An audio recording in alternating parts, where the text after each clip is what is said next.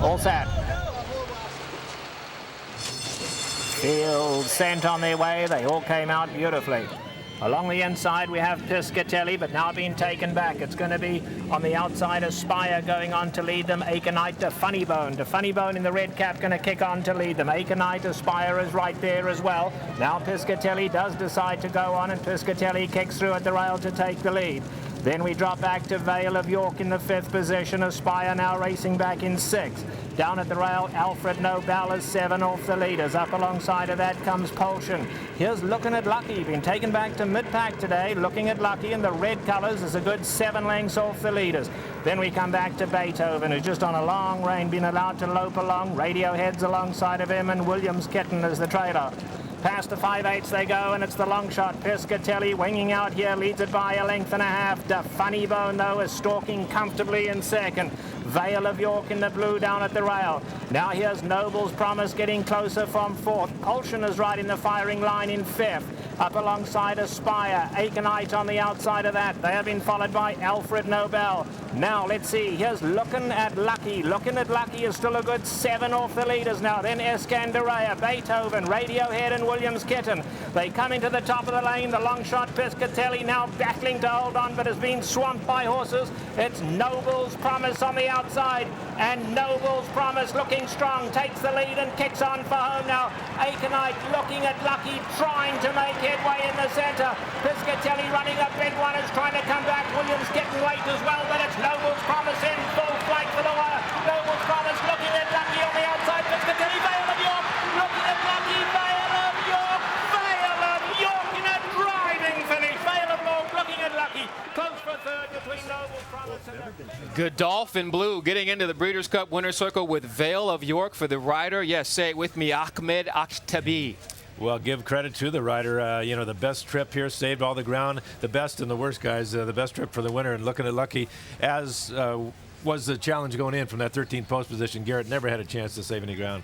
Well, I'm now understand why Godolphin gives the ex-camel jockey such good mounts here. I mean, this was a ride as if he'd been riding here all of his life. Hugged the rail all the way, saved ground. I mean, nothing Garrett Gomez could do with Looking at Lucky. He was drawn poorly. He was forced 6 wide in the first turn, 5 wide at least around the second turn, but help me out, Ken. Ahmed Akhtabi. Akhtabi, boy, he made the difference in this race as he got a ground-saving ride and then get him out at the last minute and out finish Looking at Lucky. But as I said, nothing Garrett Gomez could do. He was just, hands were tied from that outside draw. And I guess one consolation that I would say for Bob Baffert, remember Point Given. He was the best horse at the time he ran in the Breeders' Cup as a 2-year-old juvenile, and look where he ended up. So that would be about the one thing that Bob's got to keep in mind. Yeah, I agree. I think Looking at Lucky just showed all of his class. Any other horse with that kind of trip, 5 wide on both turns, to lose the race by a nose, phenomenal feat. But don't take anything away from Vale of York. You know, after the race, Garrett Gomez even said, he's like, my horse responded every step of the way. I just got beat by a horse. He's like, it probably would have helped if we would have drawn a little bit better position. He goes, but no excuses. My horse responded. We just lost. Yeah, and I admire Garrett for being a sportsman like that. But I'll tell you, it'd be interesting to see what is it, the Tracus that calculates the amount of ground that they actually ran. He had to sacrifice an awful lot of ground, but he didn't lose anything in terms of obviously his unbeaten record is over. But I think he lived up to expectations. He did everything but win from out there, and if he stays healthy, you can be sure he's going to be heard of in this. Yeah, Ron, you agree. This horse is a major player if he stays healthy on the Kentucky Derby Trail next year, right? Yeah, I've thought that all along because, he's such a professional horse. I mean, he runs like an older horse. He did at Del Mar, even from the outset. The very first race that he ran, he beat a nice 2-year-old that had run before, but he acted so professional, and I've been very impressed with Looking at Lucky, and that's the kind of race. I know Bob Baffert has been very excited because he's thought he's a Derby-type horse. He didn't just think, I can win the juvenile with this horse. He's looking long-term. He knows this is the type of colt that can go all the way. We'll look for those 2-year-olds next year in their 3-year-old campaign, and if all goes well, we'll see them hook up again in the stretch in Kentucky. We now move forward. Race number 8 on the card, 1.5 miles, the Emirates Airline Breeders' Cup Turf. 3-year-olds and upwards in this event here, worth obviously $3 million. Conduit, your defending champion, back for more. Alegre would be a scratch. Past Breeders' Cup champion Red Rocks jumps back into the mix, but they're all trying to catch Precious Passion, who loves to wing on the front end. Let's see it from beginning to end.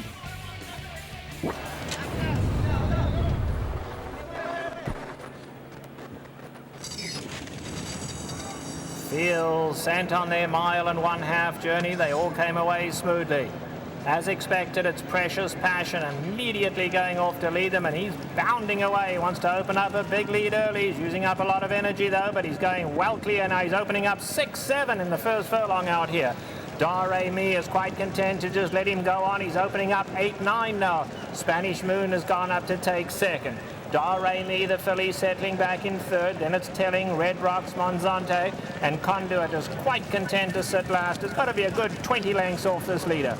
So through the stretch first time round, we did expect Precious Passion to go to the front, but this far, this early, he's on a loose rein out here. Rider just letting him run along up front. He's got to have opened up about 12 lengths already. Spanish Moon is sitting in the second spot. There's another big gap of 4 back to Dare Mi and Telling. Now Conduit is starting to move in from behind. Monzante and Red Rocks the last two. Into the turn they go now, and it's Precious Passion. Slowed down a little now, but he's still clear by about 7. Spanish Moon has his eyes on him now. He's just tracking from the second spot as half the journey has now been covered. Here's Dare Mi scraping the paint in third, and Telling is up alongside of him. Conduit, quite content to sit back third last, has got to still be a good 13 off those leaders. In behind that comes Red Rocks, and the long shot Monzante is the trailer. The rest of them only about 4 lengths cover them, but of course it is Precious Passion all alone out here now. A half mile to go. Precious Passion in front by 7. Spanish Moon and Telling are now starting to close in second and third. Then Dare Mi. Conduit's got a perfect spot, and Conduit fourth on the outside. Precious Passion's coming back fast now. They're closing the gap with each and every stride on him. Let's see if he can kick on again. Precious Passion by 2.5 now. Spanish Moon, Dare Mi, Conduit is going with him. Those two coming running. Then Telling, Red Rocks and Monzante.